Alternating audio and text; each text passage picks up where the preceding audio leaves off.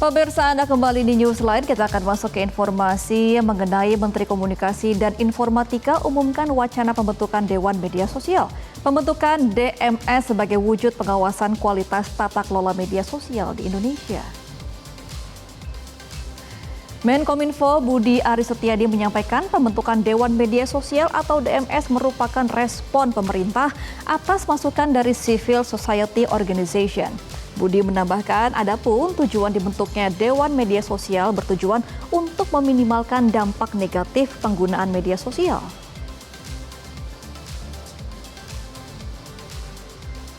Nantinya usulan ini akan berbentuk jejaring atau koalisi independen lintas pemangku kepentingan seperti organisasi masyarakat sipil, akademisi, pers, komunitas, praktisi, ahli, pelaku industri, dan sebagainya. Saat ini pemerintah masih mempertimbangkan wacana tersebut. Ia juga menyebutkan pemerintah terbuka atas semua masukan yang ada. Sementara itu, Direktur Eksekutif SafeNet, Nenden Sekar Arum berharap pembentukan Dewan Media Sosial yang digagas Kementerian Komunikasi dan Informatika tidak mengancam kebebasan ekspresi masyarakat di dunia maya. Ia masih menunggu rancangan utuh pembentukan Dewan Media Sosial yang kabarnya akan mengawasi lalu lintas platform media sosial agar sesuai dengan standar dan etika. Perlu melihat lebih lanjut terkait usulan atau konsep yang sedang digagas oleh Kominfo, karena hingga saat ini memang belum ada kejelasan ya akan seperti apa bentuk Dewan Media Sosial yang sedang diinisiasi oleh Kominfo tersebut. Hal ini memang menjadi perhatian ya untuk dilihat lebih lanjut gitu, apakah memang sesuai atau apakah hal tersebut memang akan efektif misalnya untuk sebagai solusi dari permasalahan moderasi konten yang ada di Indonesia gitu. Dan tentu saja keterlibatan masyarakat sipil dalam pembentukan itu juga menjadi sangat penting untuk memastikan tidak ada hal-hal yang kemudian menjadi kekhawatiran publik yang lebih luas gitu. Karena kita tahu saat ini memang ada kekhawatiran gitu bagaimana Dewan Media Sosial yang dibentuk Kominfo ini jangan-jangan malah menjadi salah satu upaya untuk melakukan represi terhadap kebebasan berekspresi yang saat ini juga sebetulnya di Indonesia sudah mulai dibatasi. Sementara itu, Dirjen IKP Kominfo Usman Kansong menyebut wacana pembentukan Dewan Media Sosial perlu dikaji terkait apa urgensinya dan apakah merupakan lembaga independen atau di bawah pemerintah.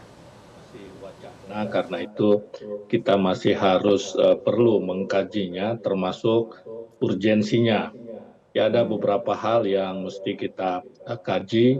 Ya, pertama adalah tadi apakah perlu atau tidak membentuk Dewan Media Sosial. Ya, karena seperti dikatakan Pak Menkominfo ini tidak terlepas dari usulan masyarakat begitu. Bahkan juga UNESCO kabarnya sudah mewacanakan pembentukan Dewan Media Sosial ini. Kalau dibentuk akan seperti apa posturnya? Ya, apakah dia di bawah pemerintah atau dia lembaga independen seperti Dewan Pers misalnya? Ya, kalau Dewan Pers, kalau seperti Dewan Pers maka tentu pembentukannya harus berdasarkan undang-undang. Dewan Pers itu dibentuk berdasarkan Undang-Undang Pers nomor 40 tahun 1999. Nah, Dewan Media Sosial ini mestinya juga dibentuk berdasarkan undang-undang, ya misalnya ya Undang-Undang ITE, tapi problemnya adalah Undang-Undang ITE ini kan baru saja mengalami revisi kedua ya, dan di dalam Undang-Undang ITE tidak ada amanat untuk membentuk semacam lembaga independen. Kemudian kalau dia bentuknya adalah lembaga independen, ya apakah dia bisa menelurkan regulasi? Ya, regulasi, karena regulasi itu kan dibuat oleh pemerintah dan DPR. Nah, kemudian apakah kalau dia lembaga independen dia punya instrumen untuk mengawasi media sosial misalnya? Pemirsa, pemerintah tengah mengkaji pembentukan Dewan Media Sosial sebagai langkah pengawasan konten media sosial. Lalu bagaimana respon masyarakat menanggapi rencana tersebut? Apakah masyarakat resah atau justru setuju dengan rencana pengawasan media sosial dari pemerintah? Kita akan simak bersama. Untuk saya sebagai masyarakat sih sebenarnya tidak setuju itu, soalnya kalau misalnya ada dewan itu menjadi total controlling, kita tuh harus mengikuti peraturan tersebut.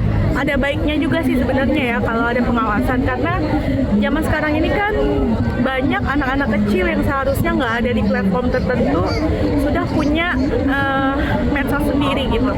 Padahal di luar negeri banyak juga yang sudah aturannya sudah cukup ketat sehingga anak kecil udah nggak bisa login, udah nggak bisa ikutan gitu ya. Apalagi kontribusi gitu, nggak bisa lihat sama sekali. Untuk kebebasan berekspresi mungkin tidak ya, tapi kalau misalnya untuk menjaga anak-anak di bawah umur saya setuju.